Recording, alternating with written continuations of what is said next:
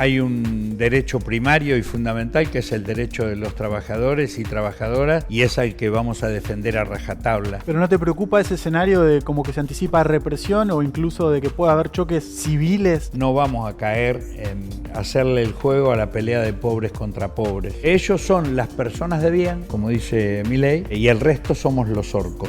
Votamos para que cambie las cosas, para mejor, no para peor. Claro. Y si no mide bien eso, ese consenso que ha obtenido le va a durar muy poco. Creo que hay un par de cuestiones en las que también hay bronca con el mundo sindical. Creo que esa crisis de representatividad está en una sociedad que no encuentra rumbo. Durante el gobierno de Alberto Fernández, yo me acuerdo que han hecho movilizaciones cortando incluso accesos a la capital federal, que es bastante traumático para la gente que labura, para luchar contra el FMI. ¿No fue medio piantaboto? Lo piantaboto es el acuerdo con el Fondo Monetario Internacional. Sí, pero vos no le cambiaste ni una coma haciendo los piquetes, ¿o sí?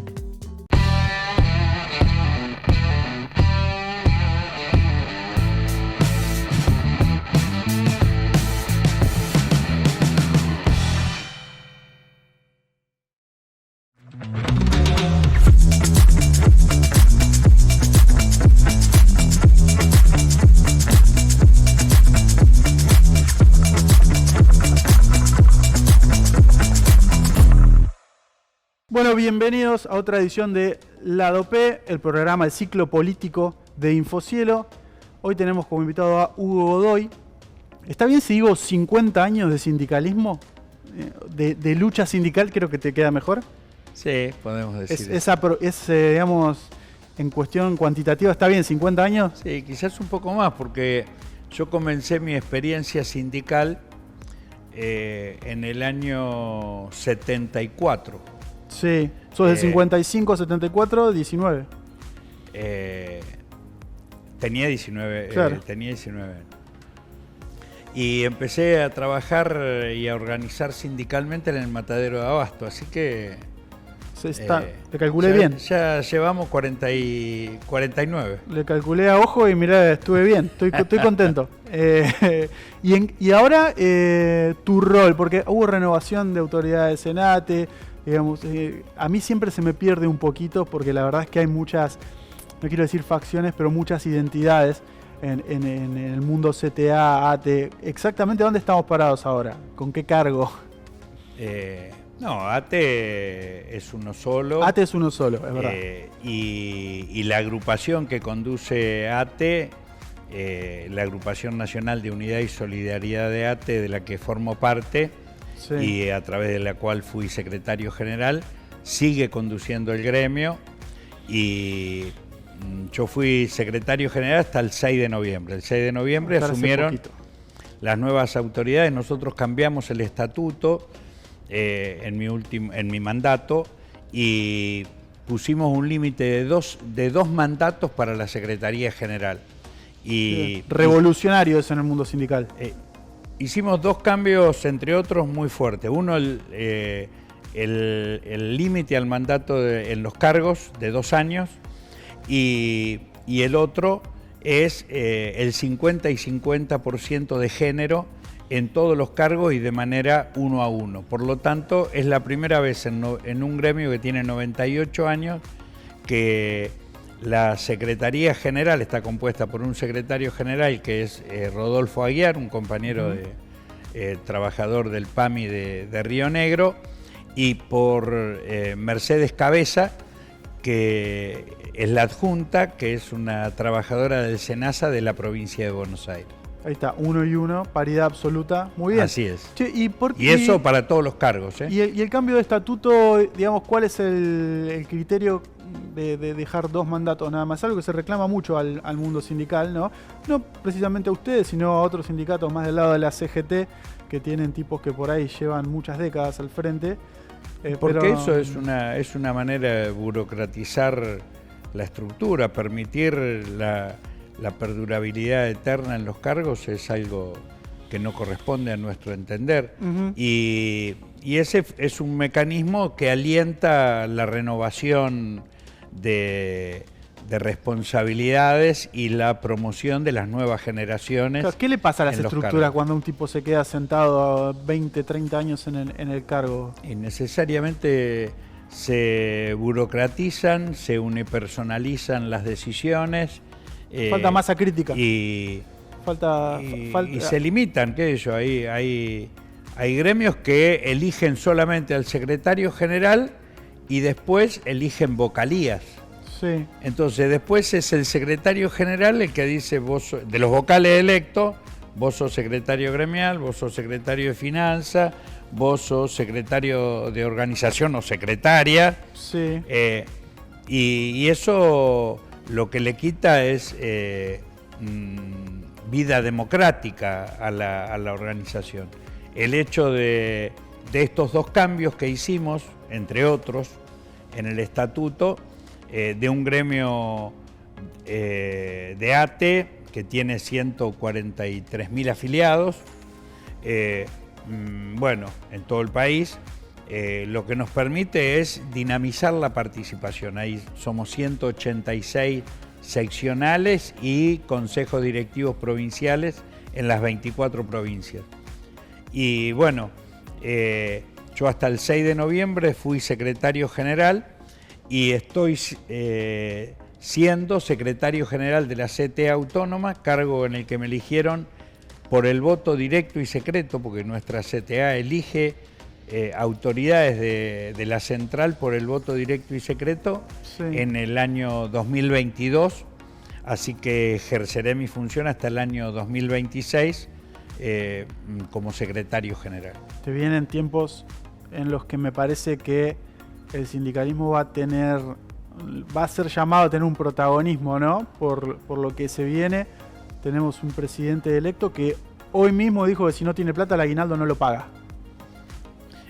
Sí, bueno, tiene que saber que cobrar el aguinaldo es un derecho que tienen los trabajadores y la obligación del patrón, en este caso él como patrón de los trabajadores de la Administración Pública Nacional, es cumplir ese derecho y que tendrá que obtener los recursos para efectivizar ese derecho al salario que tienen los trabajadores. Y si no, todos los trabajadores, como sucedió alguna vez acá en la provincia de Buenos Aires, cuando Scioli no tenía, quería pagar en cuotas, sí, el aguinaldo, bueno, se encabezó desde ATE una protesta que duró varias semanas y lo obligó a que, bueno, que los recursos aparecieran.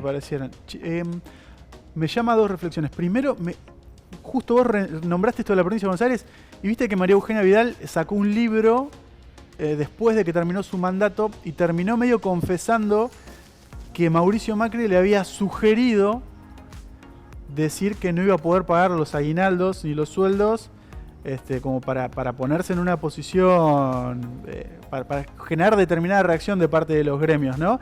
Y la otra reflexión que se me ocurre es, ¿por qué hay plata para pagarle al fondo, que es un contrato y que está bien, es un préstamo, que una deuda que hay que honrar, y esta otra obligación les parece secundaria a tipo como Milei?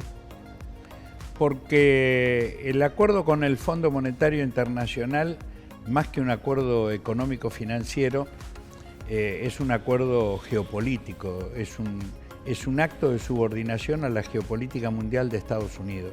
Y a ver, ¿cómo sería eso traducido para...? Ese es un primer aspecto, o sea, hay una voluntad política de subordinarse a Estados Unidos. O sea, esto no es sobre guita, es y alineamiento después político. Hay una cuestión de elegir el adversario. En vez de elegir como adversario a los grandes grupos que manejan el Fondo Monetario Internacional y las finanzas internacionales y tener un país soberano, lo que eligen como adversario son a las víctimas de esos grupos, que somos los trabajadores, que somos los sectores populares, y como tenemos menos fuerza para doblar ese acto de ilegalidad que significaría en este caso no pagar el aguinaldo, dicen, si no pagamos la deuda, el país entra en default y no vamos a poder pagar ni siquiera los antibióticos. Mentira. Cuando un país entra en default, lo que obliga es a un periodo de 6 meses para renegociar las condiciones. Porque es el FMI, tampoco es un fondo buitre que te puede ejecutar cuestiones, digamos. Se supone que en ese sentido no es lo mismo, no es un acreedor privado. No, pero es tan cruel o más como los acreedores privados. Bueno, pero digo, por esto de los plazos, hay un manejo. Tiene obligación de abrir un periodo de 6 meses de negociaciones en el supuesto del default, no es el acabose, ¿no? Lo que pasa es que el supuesto acabose es una manera de generar confusión y desorientación y angustia en la población para justificar al gobernante a decir no, hay que evitar el default. Pero a los trabajadores, como hizo Bullrich, se le puede descontar el 13%, o a los jubilados también, o amenazarnos con no pagar el aguinaldo. Nosotros somos muy respetuosos del mandato constitucional y del voto, pero hay un derecho primario y fundamental que es el derecho de los trabajadores y trabajadoras, y es el que vamos a defender a rajatabla. Y en eso la obligación del gobierno es atender las necesidades de los sectores más desprotegidos de la sociedad. Si no lo hace, los trabajadores tenemos todo el derecho a exigirle que lo haga. ¿Y cuál es el escenario que imaginas? Porque, digamos, discursivamente en sus planteos ellos han sido muy violentos y da la sensación, y hablaron de lo que puede pasar en la calle, ¿no? Dentro de la ley todo fuera de nada, o sea, como anticipando alguna represión, pero también se percibe que tienen bases muy movilizadas que pueden interceder o actuar en un conflicto en la calle. Bueno, eso de dentro de la ley todo, fuera de la ley nada, es un discurso que instauró el general Perón en su experiencia de gobierno, y es parte de todo su discurso contradictorio, ¿no? Sí. Porque si fuera dentro de la ley todo, fuera de nada, bueno, el aguinaldo me lo tenés que pagar por ley. Lo tenés que pagar por ley. Exactamente. Entonces el primero que tiene que cumplir la ley es el presidente. Y el derecho, la ley argentina establece que si vos no cobrás el sueldo dentro de los 5 días hábiles, los primeros 5 días hábiles, a partir del 6º día vos tenés derecho a no ejercer la responsabilidad del contrato laboral. Porque el que primero viola el contrato laboral es el patrón que no paga su sueldo. Claro. A mí me da la sensación de que lo que le preocupa más a Milei o a la Libertad de Avanza o al nuevo oficialismo no es tanto que le hagan un paro, sino que le hagan un piquete, que le hagan una marcha. Cuando la patronal o cuando el poder o el gobierno no ejerce sus responsabilidades en este contrato laboral del que hablábamos, el trabajador tiene derecho a optar por las diversas maneras de presión, de demanda y de reclamo, que no es extorsión, sino es el legítimo derecho a la demanda y a la protesta que sea más efectiva. Por lo tanto, en ese sentido, todas las formas de reclamo de los trabajadores son válidas. ¿Pero no te preocupa ese escenario de como que se anticipa represión o incluso de que pueda haber choques civiles? Sí, es muy preocupante. Yo creo que Macri lo está alentando, para decirlo llanamente. Es muy preocupante. Macri lo alentó. Sí. Macri alentó a los jóvenes a que se movilicen contra aquellos que quieran poner trabas en la aplicación de las medidas del nuevo gobierno. ¿Y no te preocupa eso, ese escenario? Sí, porque Macri lo que está alentando es a la violencia, al enfrentamiento de pobres contra pobres. Esto de, además, a una figura que es absolutamente racista, ¿no? Es decir, si los orcos se resisten a las medidas de gobierno, bueno, la ciudadanía de bien, los jóvenes, van a salir a enfrentar, como lo hicieron los elfos. O sea, los elfos son los buenos, el gobierno, y los trabajadores, los pobres, somos los orcos. ¿Es una casualidad que unos sean rubios de ojos celestes y los otros sean medio feos? Es una imagen racista, sin ninguna duda. Claro. Además de poner el mal en los trabajadores y en los pobres, ¿no? Claro, claro. Bueno, quieren construir una imagen, un discurso, un relato de una realidad donde ellos son las personas de bien, como dice Milei, y el resto somos los orcos. Yo creo que ese discurso se desmorona en el corto plazo. Y espero que se comprenda. Milei fue cambiando su discurso, ¿no? De un discurso muy violento, muy agresivo, la motosierra. Después hubo cosas que empezó a dejar de lado. Ahora las está retomando. Pero lo cierto es que muchas de las cosas que ellos plantean, la dolarización, son el no pago de la coparticipación a las provincias, a los municipios. Eso lo quiere eliminar. Son cosas que son absolutamente irrealizables. Creo que lo que está buscando son mecanismos de instalar un discurso del miedo, un maximalismo, para que después sus medidas aparezcan como moderadas. Claro, te iba a decir eso, el tipo lleva las expectativas acá, gobierna acá, lo cual sería trágico, pero bueno, los horizontes de la tragedia podrían haber sido peores. Creo que ese es el intento comunicacional que están generando. Bien, y respecto de que tengamos qué sé yo, vamos a suponer que no pagan el aguinaldo, vamos a suponer que ATE, pongámosle que UPCN también, salen a la calle a reclamar por el no pago del aguinaldo, qué sé yo, y se tienen que enfrentar o se les viene encima un ejército de Rappi. ¿Es un escenario posible? Si vienen los compañeros de Rappi, los vamos a abrazar porque son trabajadores precarizados que tienen, al igual que el trabajador estatal, el derecho, y cualquier otro trabajador, a tener estabilidad laboral en su puesto de trabajo y a tener todos los derechos como trabajador. No vamos a caer en hacerle el juego a la pelea de pobres contra pobres. Pero tanto los trabajadores organizados en ATE, organizados en las diversas organizaciones que forman parte de nuestra CTA autónoma, nosotros vamos a trabajar para construir unidad de todos los trabajadores y defender nuestros derechos. No hay posibilidades de hacer una Argentina en base al descarte.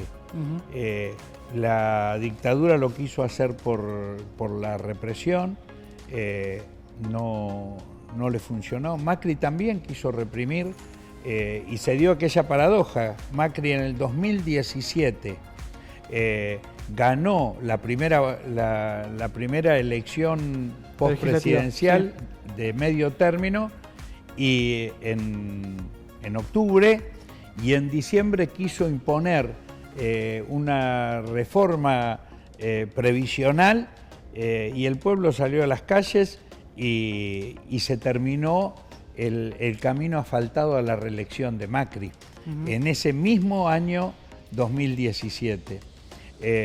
Y por lo tanto creo que... ¿Vos crees que están vinculadas las cosas? Sí, creo que Milei tiene que reflexionar muy ciertamente, porque el consenso que lo ha llevado a la presidencia creo que tiene que ver con un consenso negativo.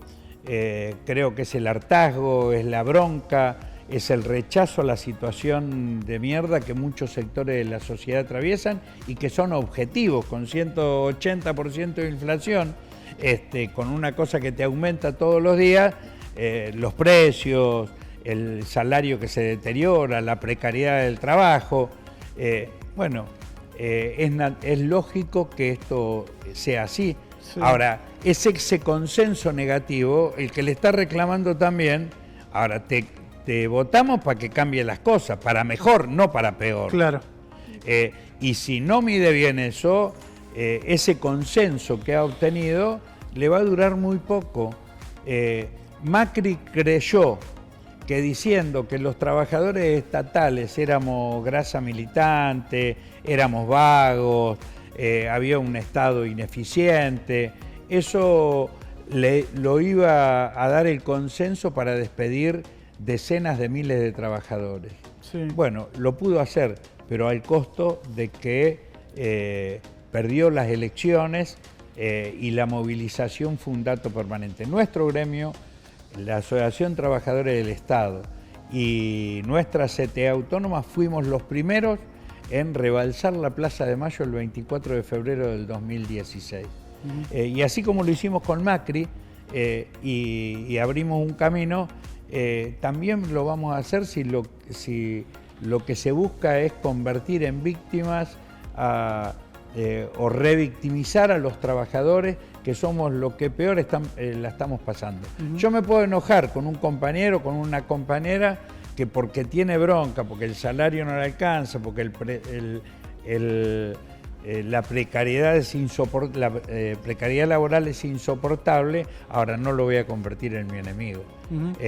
Nosotros vamos a construir unidad y consenso en torno de cosas positivas, en la solidaridad, en la esperanza, en la perspectiva de un país soberano, ¿no? de un país que se rinda a un imperio o que rinda pleitesía a Thatcher o a Bush o a Trump.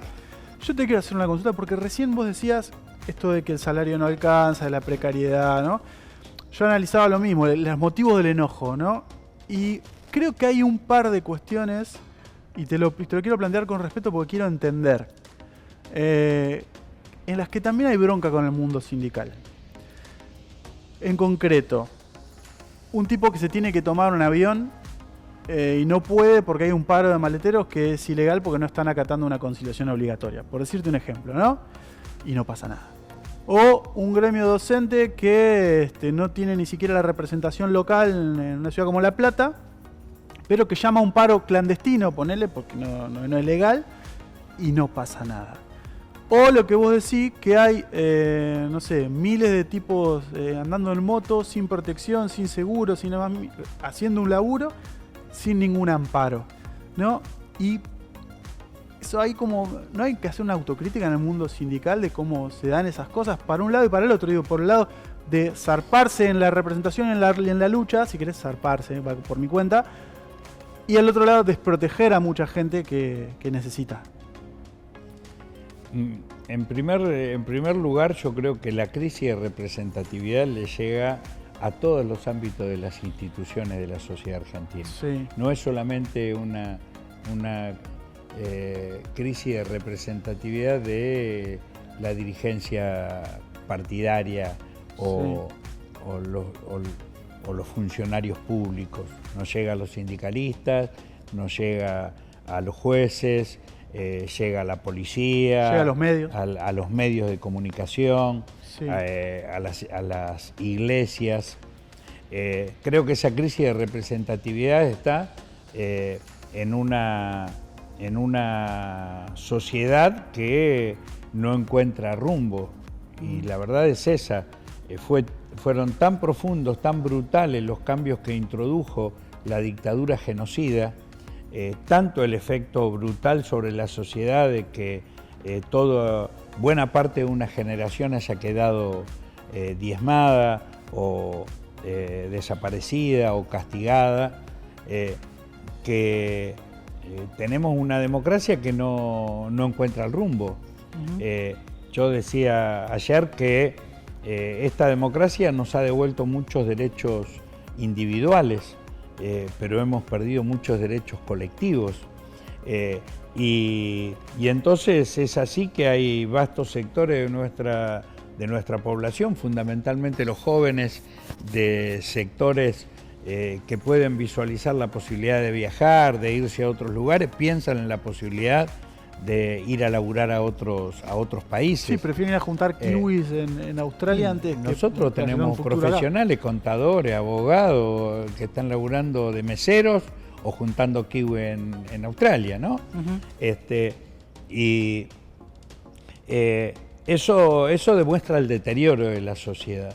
Por lo tanto, creo que ante eso hay una crisis de representatividad porque la dirigencia política, entendiendo política en todos los ámbitos, todos aquellos que tenemos capacidad de decisión, estamos siendo cuestionados y es legítimo que así sea. El problema es que esa crisis de representatividad se traduce en una obligación de expresarlo a través del voto en un mecanismo que termina votando lo menos. Siempre votamos lo aparentemente menos malo. Sí. O votamos en contra de. Sí. Y me parece que ahí hay un problema. Ahora, en el caso particular de la representación sindical, bueno, tiene que ver también con esto que conversamos antes. Hay dirigentes sindicales que son secretarios generales desde el año 75, están en sus cargos. Sí. O sea, yo hace 50 años que empecé a trabajar en un ámbito privado y a ejercer la militancia sindical. Pero después... Pero no tenés 50 años de secretario general, no, claro. Pero no tengo 50 años de secretario general. Hay algunos que tienen 50 años de secretario general.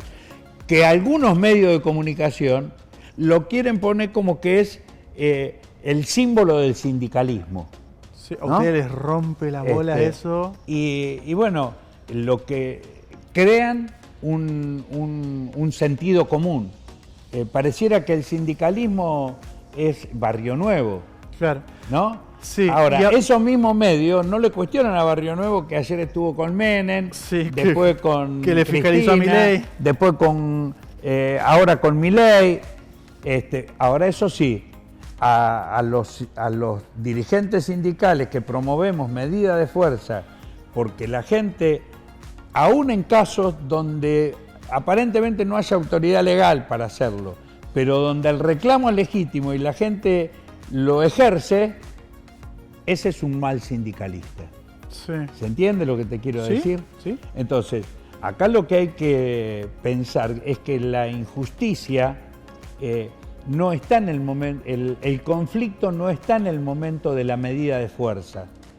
El conflicto está dado por la injusticia, por la condición de injusticia que se atraviesa, ya sea salarial, laboral, de condiciones de trabajo. Ahí está el conflicto.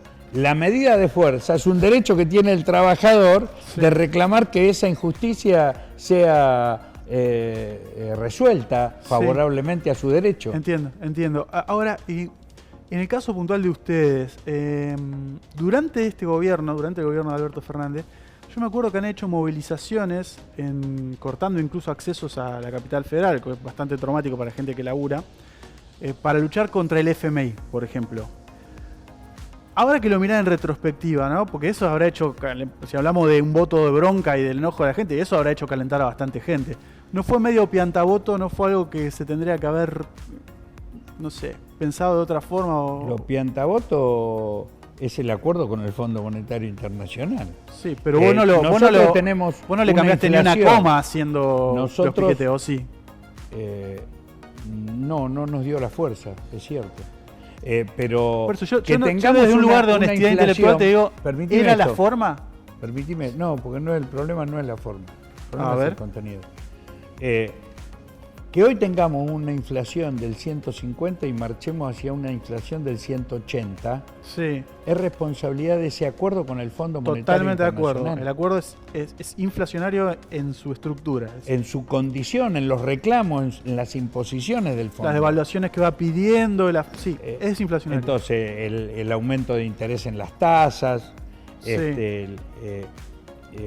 Entonces, el problema no estaba en la medida de fuerza para que se concrete, para impedir que se concrete esas imposiciones del Fondo Monetario Internacional. No. El problema estaba en esas imposiciones, el gobierno, el actual gobierno, en vez de optar por una búsqueda de opciones diferentes, nuevas, se ató las manos. Y ahora, Milei se ataja.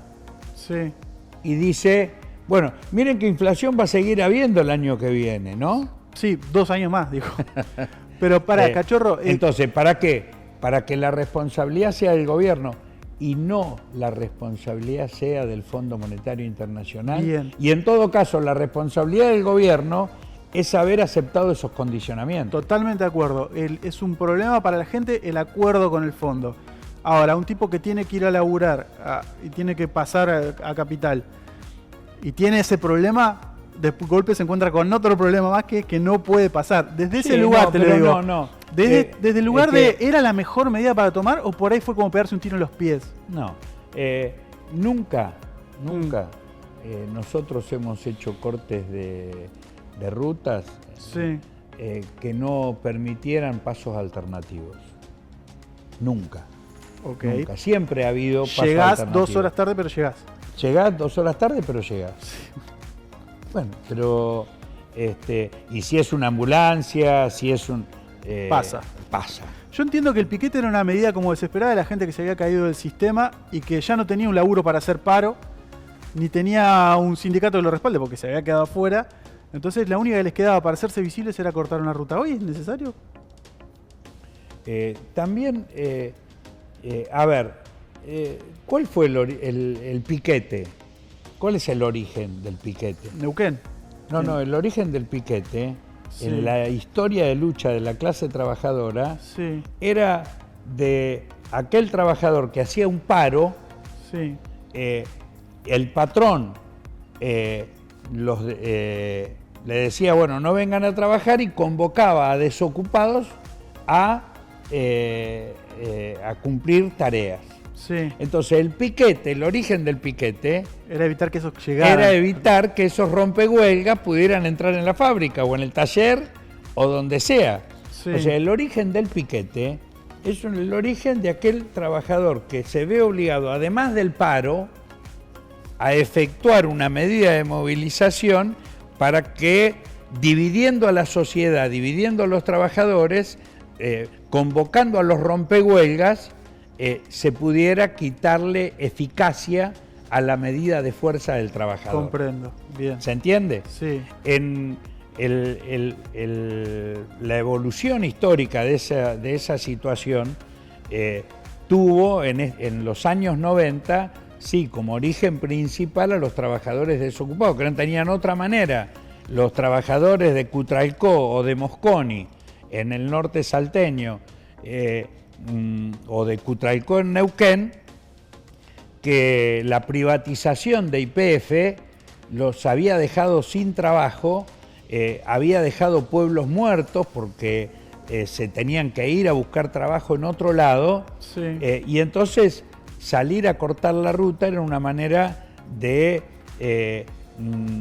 devolverle visibilidad a ese conflicto. Se habían caído del sistema directamente. Entonces, ahora eso no quiere decir que esa sea la única posibilidad del piquete. Ujú. El piquete es una medida extrema para darle más eficacia, llámese visibilidad, llámese impedir que aparezcan rompehuelgas, darle más eficacia a la medida de fuerza cuando el patrón no quiere atenderlo, o como dijo Menem, ramal que para, Ramal que cierra. ramal que cierra. En realidad, Menem lo único que hizo fue justificar una decisión que ya tenía tomada antes, que era cerrar y destruir el sistema los ferroviario en ferrocarriles. general. Tomó la huelga de los trabajadores que defendían a ese transporte y defendían a los pueblos que vivían producto de que estaba extendida la red vial, y que después se convirtieron en pueblos muertos. Entonces, lo que está diciendo ahora Milei es que el reclamo bajo la ley sí, lo que esté por fuera de la ley no, lo que está creando son condiciones para justificar su política represiva. Bien. Y no nos asusta, porque En la Argentina no nos pudo vencer el terror de la dictadura, no nos pudo vencer el miedo a la desocupación. Siempre encontramos los trabajadores caminos para expresar y encontrar caminos de esperanza. Así que va a tener que encontrar otra fórmula para que los trabajadores renunciemos a nuestros derechos. Te me adelantaste justo a lo que te iba a preguntar. Me alegro que te lo estés tomando con optimismo porque yo creo que van a tener... La sociedad los va a necesitar a ustedes para lo que viene. Muchas gracias por estar con nosotros acá en la OP. Gracias a ustedes.